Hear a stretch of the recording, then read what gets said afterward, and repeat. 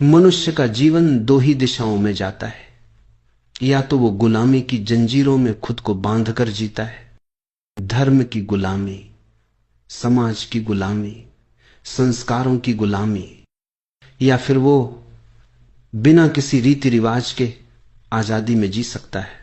गुलामी आराम देती है, लेकिन वो आराम मरघट के आराम के समान है। गुलामी में सुरक्षा है, लेकिन उस सुरक्षा का स्वाद वही जान सकता है जो कब्र में सोया है। जीवित व्यक्ति को सुरक्षा नहीं चाहिए, वो तो उड़ना चाहता है। उड़ने के लिए उसे खुला आकाश चाहिए होता है। लेकिन मनुष्य डरता है, और डर ही उसे गुलाम बनाता है। उसका डरा हुआ मन कहता है, अगर मैं स्वतंत्र हो गया तो रास्ता कहां जाएगा, मैं अपनी जिम्मेदारी कैसे उठाऊंगा। इसलिए वो दूसरों की बनाई हुई लकीर पर चलता रहता है। गुलामी का मतलब केवल यह नहीं है कि तुम्हें किसी ने हथकड़ियों से बांध कर रखा है।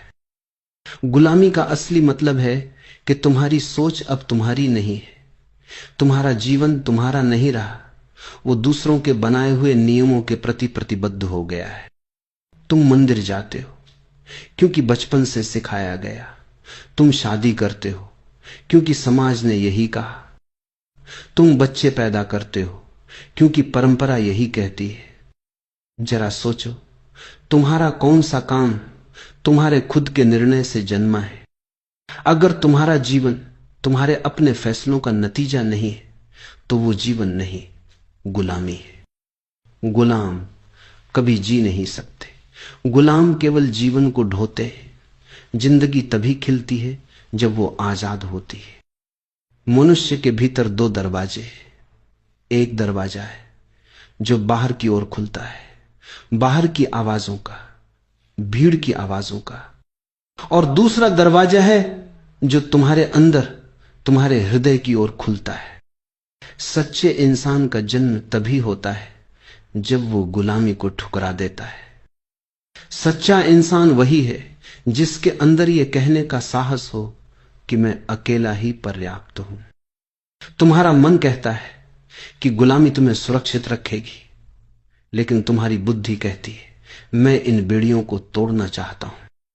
तुम्हारा अवचेतन मन तुमसे बार बार कह रहा है आजाद हो जाओ, मगर तुमने अपने अवचेतन मन और अपने बीच इतनी ऊंची दीवार खड़ी कर दी है कि उसकी आवाज तुम तक पहुंचती ही नहीं।